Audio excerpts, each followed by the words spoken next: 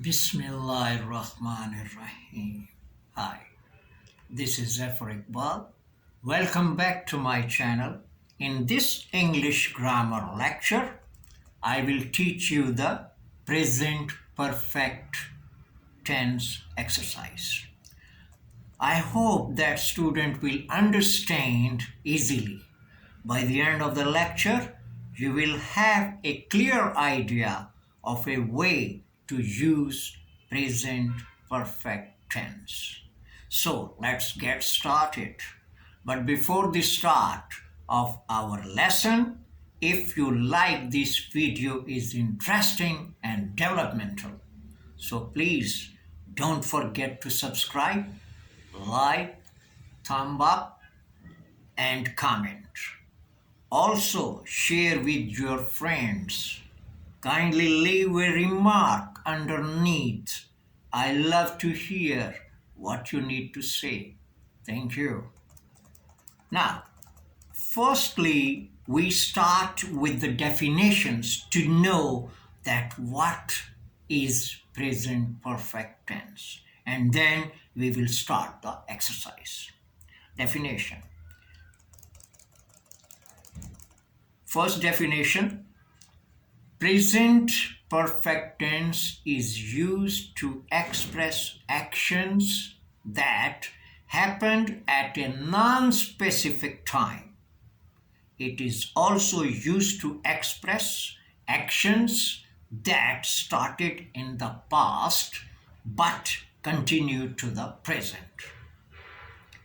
It is also used to talk about an action that began in the past but is continued in the present situation. Now, what is the structure formula for this one?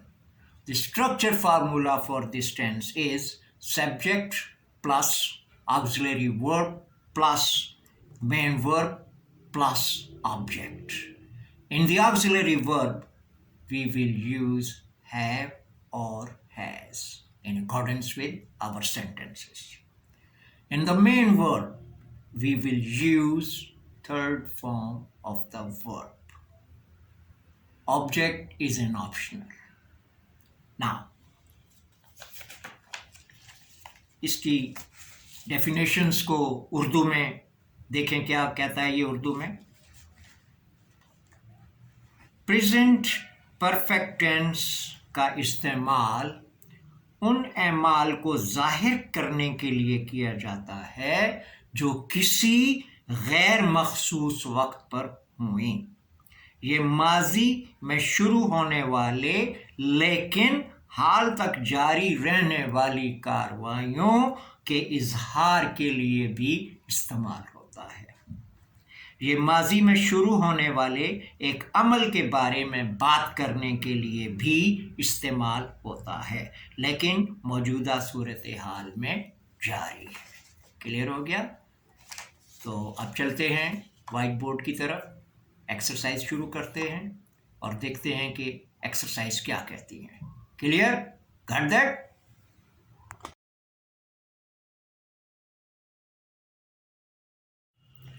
Okay,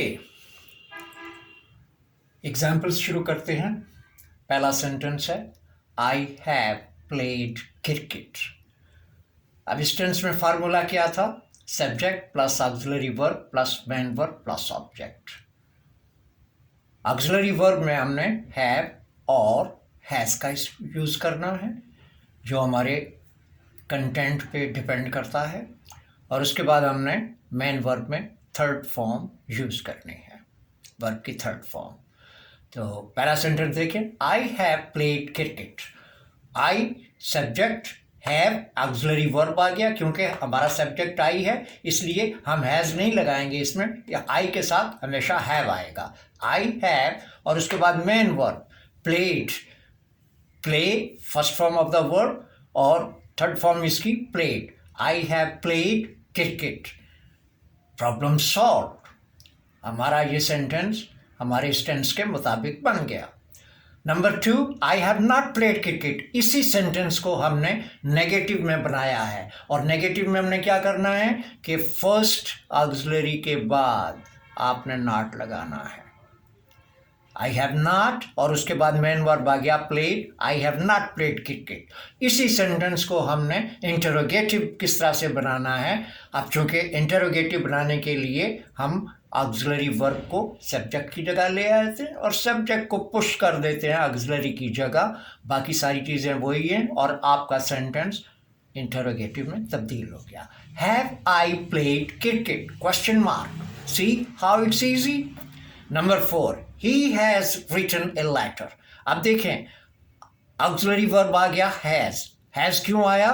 क्यों हमारा subject ही है, और जहां पर ही आएगा वहां पर हमारा ऑक्सिलरी वर्ब हैज़ आएगा। बाकी रिटन आ गया। रिटन जो है कि इसकी थर्ड फॉर्म है, he has written a letter. इसी को हम नेगेटिव बनाते हुए ऑक्सिलरी के बाद नॉट लगा दो, आपका सेंटेंस नेगेटिव बन गया। He has not written a letter.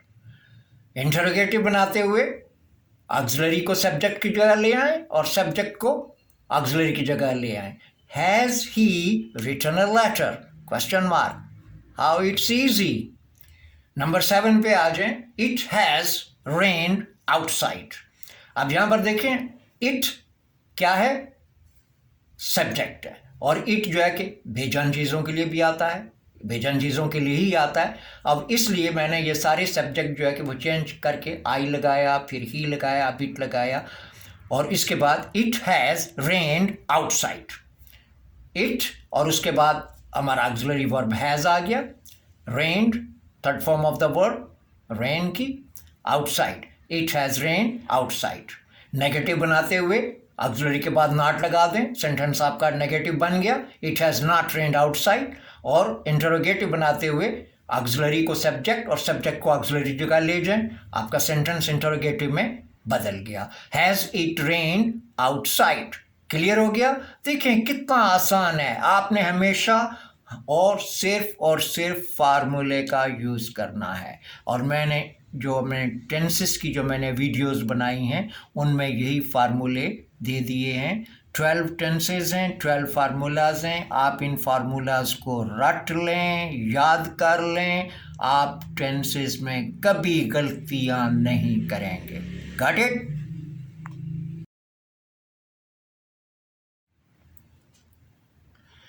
Okay, number 10, we have hiked in the mountains. Now subject is we and auxiliary verb we use have. Hiked third form of the verb. In the mountains, we have hiked in the mountains. इसी sentence को हम negative करते हुए सिर्फ हमने auxiliary के बाद not लगा देना, सेंटेंस नेगेटिव बन गया। We have not hiked in the mountains. इसी सेंटेंस को इंटरोगेटिव करते हुए क्या करना है? ऑक्सिलरी को सब्जेक्ट की जगह और सब्जेक्ट को ऑक्सिलरी की जगह। Have we hiked in the mountains question mark. 13 में देखें, they have studied at school. अब यहां पर हमारा सब्जेक्ट दे है और ऑक्सिलरी वर्ब आ गया have. Studied main verb, study first form और studied third form of the verb. They have studied at school. Negative बनाते हुए ऑक्सिलरी के बाद नॉट लगा दें। They have not studied at school. इसी को इंटरोगेटिव करते हुए हैव को ले आए सब्जेक्ट की जगह और दे को ले आए ऑक्सिलरी की जगह, आपका सेंटेंस ऑटोमेटिकली इंटरोगेटिव बन गया। Have they studied at school question mark. देखें कितना आसान है, ग्रामर इतनी मुश्किल नहीं है। आपने सिर्फ ग्रामर के रूल्स एंड रेगुलेशन को फॉलो करना है, ग्रामर के फार्मूलाज को फॉलो करना है, और मैं गारंटी देता हूं कि आप कभी गलतियां नहीं करेंगे। क्लियर हो गया? You got that one? और उसके बाद क्या है कि we have completed the lecture on the exercise of the present perfect tense. If you have any questions, feel free to let me know in the comments and I will speak to you. At the end of every lecture, be ready to learn and watch the next lecture. So I will start my next lecture on the exercise of the present perfect continuous tense. Clear? Until then, goodbye. Allah Hafiz.